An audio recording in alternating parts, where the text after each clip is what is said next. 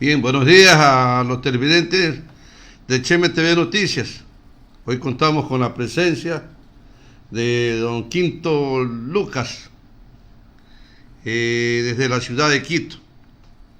Bueno, permitirme saludarlo a usted, don Quinto Lucas, pues de las Centinelas y Relevo, Huaquillas, Ecuador. Muy buenos días, amigo Quinto. Un saludo cordial para usted y un saludo cordial para todos los amigos y amigas de Huaquillas y de todo el Oro. Siempre es un gusto estar conversando con usted. Gracias por confiar en nosotros, amigo Quinto. Bueno, queremos hacerle más o menos una preguntita, ¿no? Dice, buenos días, señor Quinto. Conocemos que su currículo es extenso entre escritor, periodista, docente, analista político y también ex vicecanciller de la República. ¿En cuál de estas áreas considera que ha aportado más a la cultura tanto en Uruguay como en Ecuador, amigo Quinto? Bueno, es difícil definirse por una de las áreas. Creo que en todas las áreas he tenido distintos aportes. En algunos ha sido un aporte de promover la cultura. Por ejemplo, desde la Vicecancillería se promovió la cultura ecuatoriana en el exterior con todo lo que eso significa para el país. No es solo promover la cultura o determinados escritores o artistas, sino promover la cultura general, que tiene que ver también con el turismo.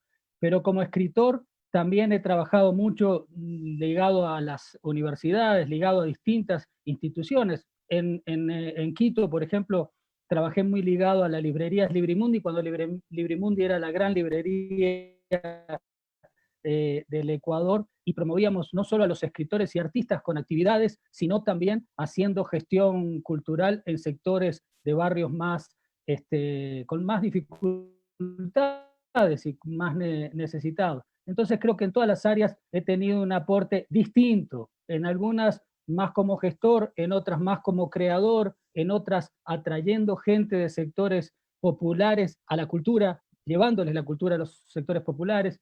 Es amplio, creo que son actividades distintas, pero que todas se complementan.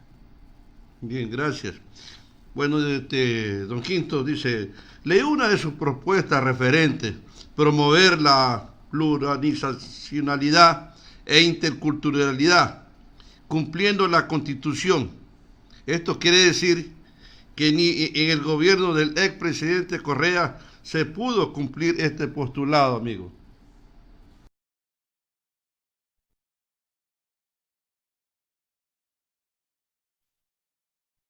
Bueno, realmente tanto el tema de la plurinacionalidad como de la interculturalidad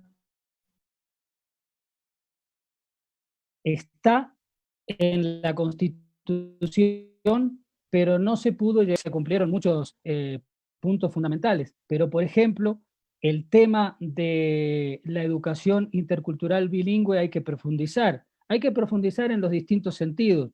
Yo digo, por ejemplo, no solo en los sectores donde son los sectores que hablan quichua, no solo los sectores que hablan quichua, los indígenas tienen que aprender el quichua, sino hay sectores inclusive mestizos. No digo de obligar, no se puede obligar a nadie, pero sí darle la oportunidad a elegir, inclusive en los planteles, si quiere aprender quichua. En Quito, por ejemplo, hay mucha población mestiza que le gustaría aprender el quichua desde niños, como en Paraguay. En Paraguay el guaraní es uno de los dos idiomas, nadie está contra el castellano ni el español, pero todos hablan también guaraní. Y en Paraguay los guaraníes son una población muy minoritaria, no es como aquí que hay distintas pueblos indígenas. Entonces eso hay que aterrizarlo. Las políticas públicas tienen que también, de la misma forma que tiene que ir hacia los sectores pobres del campo en general, los montubios, los afros, también tiene que ir hacia los indígenas. A veces la interculturalidad se interpreta como una cuestión solo de un determinado grupo, no, es una cuestión amplia y además tiene que ver con el relacionamiento entre todos. Somos interculturales porque somos diversos, tenemos distintas culturas, distintas formas de ver. El país, es increíble que el Ecuador, siendo pequeño, es el país más diverso en todos los sentidos de América Latina. Y eso es cuestión muy rica que tenemos que llevarla a las leyes. Y eso tiene que ver con la plurinacionalidad y con la interculturalidad. Bien, don Ortiz. ¿Cuál sería la estrategia para fomentar la integración sudamericana y latinoamericana? Una de sus propuestas para la asamblea, amigo. Bueno, nosotros cuando los 10 años de la Revolución Ciudadana trabajamos mucho por la integración. Hicimos el proyecto de UNASUR que fue muy exitoso y que después este gobierno y otros gobiernos lo desvirtuaron, pero fue muy exitoso en distintos aspectos. Por ejemplo, en el aspecto de integración de infraestructura, que es muy importante. Por ejemplo, en las fronteras. En las fronteras es importantísima la integración. En las fronteras, en todas las fronteras del mundo, pero en las fronteras del Ecuador, obviamente, tanto en el sur como en el norte. Entonces, son los proyectos de infraestructura los que nos integran. Pero no solo eso. Por ejemplo, en UNASUR se había logrado la integración en el tema de salud. Cuando se dio la gripe porcina, se dio una respuesta inmediata a la gripe porcina porque comprábamos medicamentos en conjunto, porque había personal sanitario que podía ir de un país a otro, intercambiar personal sanitario. Ahora no se aplicó eso cuando esta pandemia es mucho peor que la de la gripe porcina, obviamente. Si nosotros hubiésemos tenido un UNASUR fuerte, sobre todo en el tema de salud, por ejemplo, ahora para comprar las vacunas, cada país está por su lado para comprar las vacunas. En cambio, podíamos comprar en conjunto, podíamos trabajar en conjunto. Esa es la importancia de la integración, pero no solo esa. La creación del Banco del Sur, que ya estaba aprobada en todos los parlamentos, la creación del Banco del Sur hoy sería fundamental porque sería un banco de América del Sur que nos podría dar créditos blandos justamente para producción, para infraestructura. Ese es uno de los temas también fundamental dentro de la integración. Pero en este mundo que estamos viendo, un mundo que ya no es el de la gran potencia hegemónica de Estados Unidos, sino que hay varias potencias que se disputan el mundo, Estados Unidos, Rusia, China, América del Sur unida podría, digamos que, dialogar con las otras potencias de distinta forma que cada país pequeño esté por su lado. Entonces la integración es fundamental y tenemos que volver a profundizarla como se desarrolló durante los 10 años de la presidencia del compañero Rafael Correa. Bien, gracias. Dice, es necesario un nuevo proceso constituyente que no incluyeron en la Constitución de Montecristi del 2008, en la que usted participó activamente, amigo Quinto. Bueno, en realidad la Constitución del 2008 es una muy buena Constitución.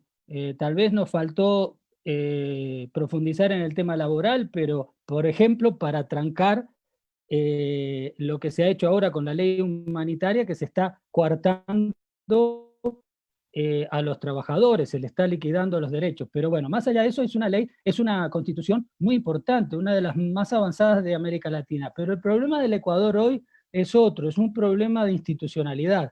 Está rota la institucionalidad. La justicia no cree nadie. El Ejecutivo, el presidente, no tiene una credibilidad que no pasa del 6%, creo.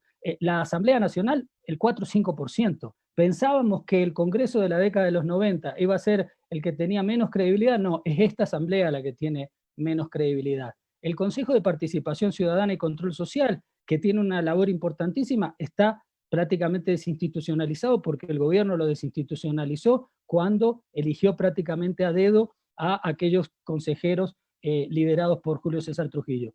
Entonces, la institucionalidad está rota. Tenemos que crear una nueva institucionalidad, pero además las relaciones de convivencia están rotas en un país con crisis económica, política y además humanitaria, donde tenemos prácticamente 40.000 muertos. Eso se debe hacer un nuevo pacto social. ¿Cómo se hace un pacto social? Dentro de la realidad que tenemos en el Ecuador y la realidad en el mundo occidental. Es tratar de ponernos de acuerdo. ¿Cómo nos podemos poner de acuerdo en un proceso constituyente en el que todos cedemos algo y finalmente logramos no solo el papel de la Carta Magna, sino todos sentirnos que nos estamos representados en ese papel que es la Constitución, pero que después significa mucho más? Necesitamos un proceso constituyente que discutamos, que hagamos un nuevo pacto social y que reinstitucionalicemos el país. Lamentablemente hay países que pueden tener constituciones 100 años, bueno, nosotros la tenemos 10, 12 años, ha sido importante, pero lo importante hoy es reinstitucionalizar el país para también ir hacia un proceso económico de avanzada. Necesitamos estar institucionalmente, políticamente institucionalizados para poder hacer un avance en lo económico con la situación tremenda que estamos viviendo. Bien, dice, ¿cómo sería el nivel de coordinación entre los... ¿Cómo sería el nivel de coordinación entre los asambleístas nacionales y provinciales para usted? Bueno, tenemos que recordar que la labor de los asambleístas es el tema de control y el tema de legislación. Ahora, los legisladores provinciales y los legisladores nacionales tenemos, digamos, dos labores un poco distintas solo en un sentido. Los legisladores provinciales deberían controlar y fiscalizar mucho qué pasa con las leyes que tienen que ver con sus provincias o con sus regiones. Deberían, por ejemplo, hay leyes de minería. ¿Se están cumpliendo las leyes de minería? Hay que controlar, hay que ver si se está fiscalizando. Eso en los lugares donde hay minería tendrían que controlarlo los asambleístas que tienen que ver con eso. Los asambleístas nacionales tenemos que ver todo, también eso, pero también, por ejemplo, en la Amazonía hay una ley para la Amazonía. ¿Se está cumpliendo la ley de la Amazonía? ¿Se está contratando a los trabajadores que se tienen que contratar en los lugares donde hay empresas en la Amazonía?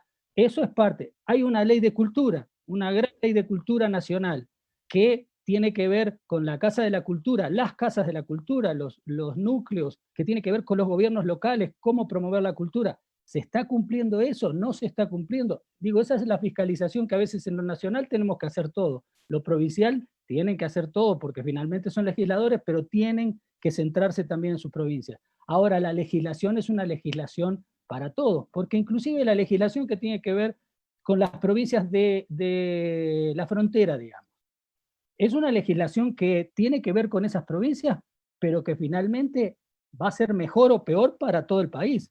Si la frontera tiene una soberanía en todos los sentidos y logra consolidar la producción y logra consolidar el comercio sin necesidad de que muchas veces las fronteras son atacadas o los habitantes de las fronteras injustamente, va a ser muy bueno para el país, no solo para las provincias de frontera. Entonces, sí, a veces tenemos esas divisiones, pero finalmente la labor del el asambleísta nacional y el asambleísta provincial es fiscalizar y legislar. Bien, amigo Quinto, bueno, otra preguntita dice, ¿cómo ve a la provincia, cómo ve a la provincia del Oro? A lo mejor esta es la primera vez que la visita o ya ha estado en otras oportunidades en el Oro, mi estimado Quinto. No, en el Oro estuve en todos lados, estuve en Guaquillas, obviamente estuve en la parte alta también del Oro, he estado en Machala, en todos lados muchas veces. Es una provincia lindísima, lindísima en todos los sentidos, lindísima que tal vez no tenemos, hay que desarrollar mucho más el turismo, por ejemplo. Es una provincia lindísima para el turismo, tanto para el turismo de los turistas de los países vecinos como para otros turistas, pero eso hay que promoverlo. Y no es la primera vez que estaría en el Oro. Ahora en enero voy a estar nuevamente en el Oro. Bien, que sabemos de su permanencia como candidato también. Hay una preguntita, la última que quisiéramos hacer, dice cómo va a ser como asambleísta para que los estudiantes recién graduados del colegio tengan un libre ingreso a la universidad, ese problema que están teniendo hoy los estudiantes, mi querido equipo. Eso es terrible porque en realidad, ordenadamente, claro, pero el ingreso a la universidad tiene que ser libre con determinada, cuando se habla de libertad, a veces decir no es que entremos, sino con ciertas condiciones y ver las condiciones para que si en una carrera determinada que vamos a seguir son 1000 estudiantes y solo tenemos una determinada capacidad, bueno, tenemos que buscar de darle más capacidad, por lo tanto se necesita presupuesto para que esos estudiantes entren a esa carrera, o también ver qué posibilidades tienen de ir a otra carrera. Pero no se le puede imponer a nadie que, bueno, como usted no se eligió para entrar aquí, tiene que irse a una provincia lejana con todo lo que implica eso económicamente, y además de desarraigo familiar y todo, más allá de que esté en el mismo país. Entonces eso tenemos que reverlo, la ley de educación tiene que ser revista, y bueno, eso es uno de los temas que nuestro candidato Andrés Arauz ha planteado, y bueno, está en discusión, porque hay que ver todas las variables que tiene que ver ese caso, pero ese tema, pero hay que reverla, sin duda. Quinto, ¿qué otro proyecto tiene usted para que usted puede ayudar para enfocar en el caso de que usted llegue a ser electo a nivel nacional? ¿Qué proyectos Hay un, más tiene para? hay un tema fundamental y que tiene que ver con la legislación, pero también tiene que ver con el Ejecutivo, y que también lo ha propuesto Andrés Arauz, que es el tema de la soberanía alimentaria. ¿Qué es la soberanía alimentaria? Finalmente, la soberanía alimentaria, ¿quién la da? La da los pequeños y medianos productores y los que producen en la economía familiar campesina en general, no solo los productores agrícolas, sino agropecuarios, los pescadores, aquellos que recolectan conchas, los que en general en distintas provincias generan la soberanía alimentaria. ¿Cómo se tiene que dar eso? Andrés plantea una realidad. Una cosa es el Ministerio de Agricultura, que tiene que ver con la gran industria, con la gran agroindustria, que está muy bien, porque hay que desarrollarla, hay que promover y hay que exportar mucho más, pero la de los pequeños y medianos campesinos tiene que estar en un Ministerio de la Soberanía Alimentaria. Hay que darle posibilidades, no solo de que mejoren sus tierras, no solo de agua, hay que darle posibilidad fundamental de comercialización. Durante la pandemia en Quito, por ejemplo, vimos cómo muchos productos de la agricultura campesina vinieron a Quito, y finalmente con canastas agrarias, en tiendas de barrio que empezaron a vender los productos, las frutas, las verduras. Eso tenemos que darle la posibilidad, porque si el productor no tiene cómo comercializar, y no son solo las ferias, no es solo en generar los mercados, también hay que generar en las tiendas de barrio, como digo yo, y en la pandemia en Quito se vio mucho, por eso es una propuesta muy, muy interesante, pero hay que dar incentivos.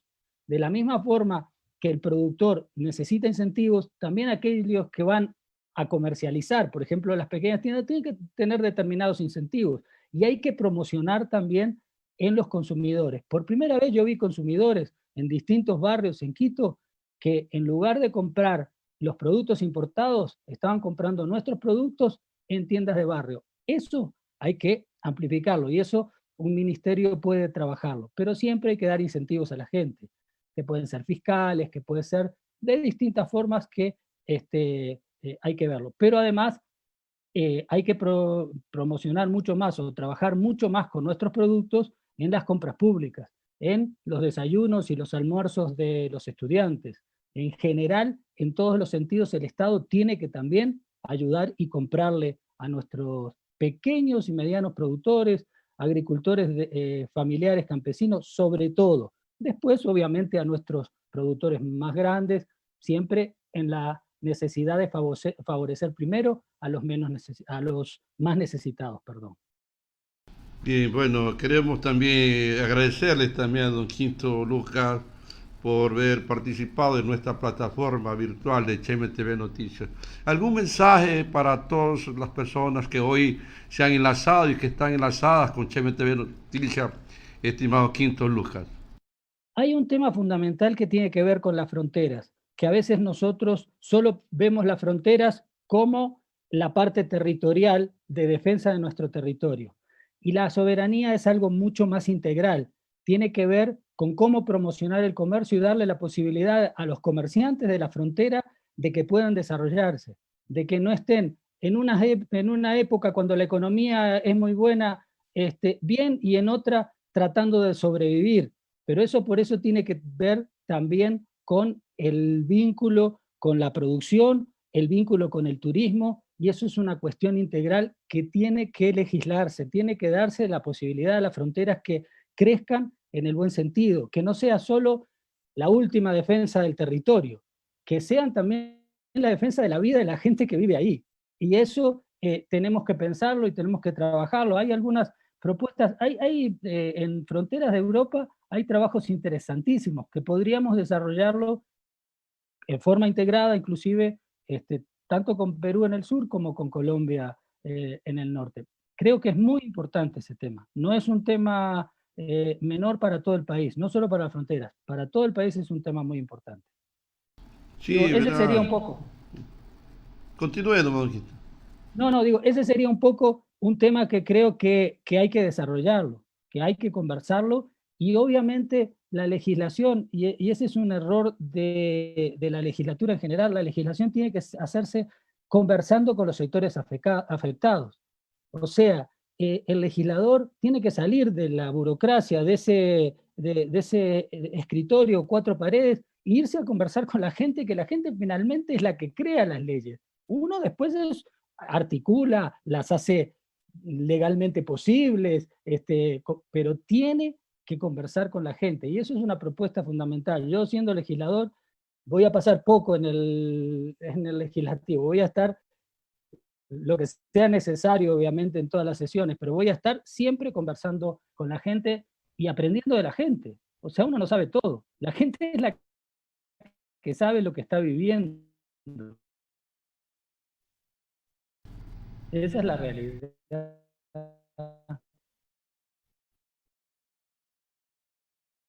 Bien, en este caso, don Quinto, pues, como le manifestábamos, queremos agradecerle también pues su presencia.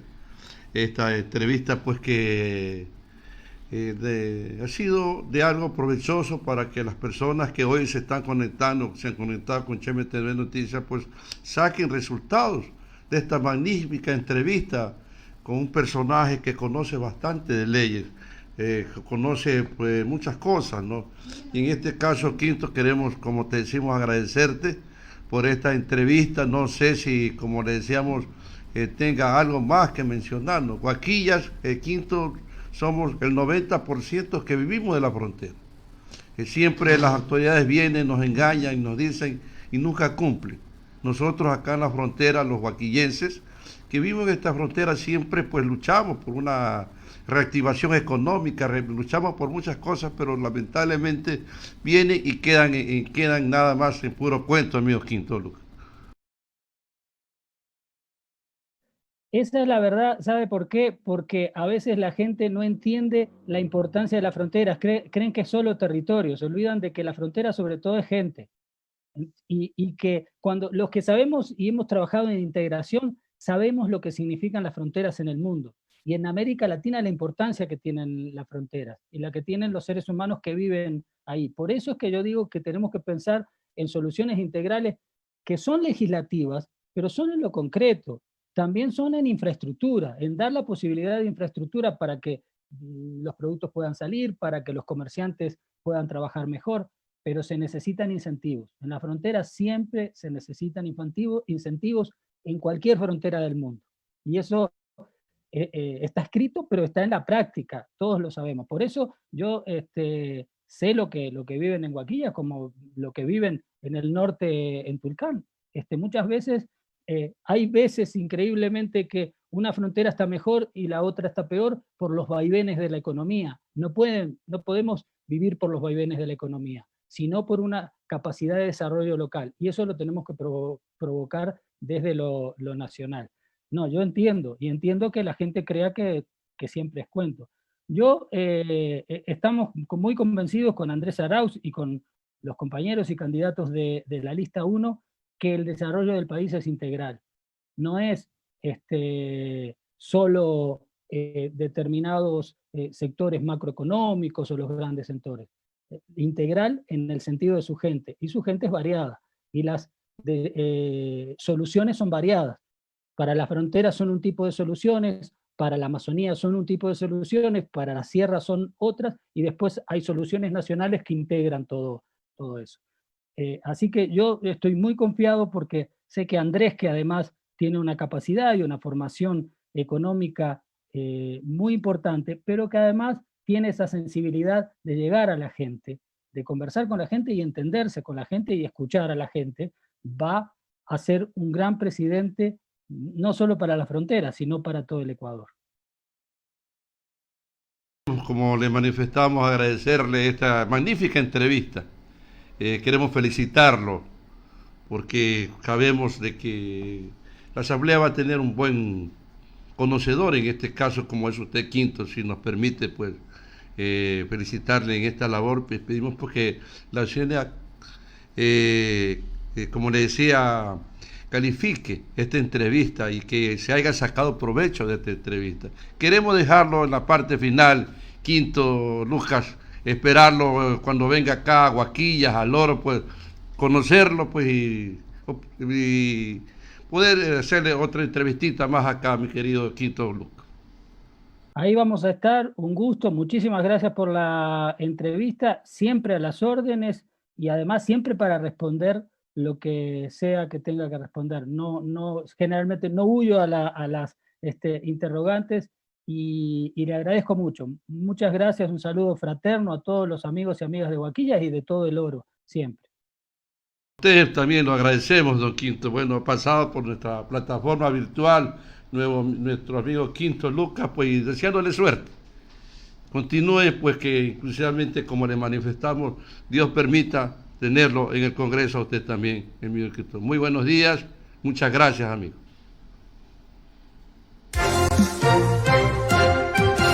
Cheme TV Noticias, contamos con nuestra radio, periódico y canal virtual, ahora con enlace nacionales, binacional e internacional, en noticias, sucesos, crónica roja, farándula, deportes, sociales, entrevistas en vivo y todo lo que acontezca en el mundo entero. Cheme TV Noticias, estamos en Avenida La República y Arenillas, diagonal al Puente Internacional de Huaquillas, segundo piso, oficina de Diario Correo. Cheme TV Noticias.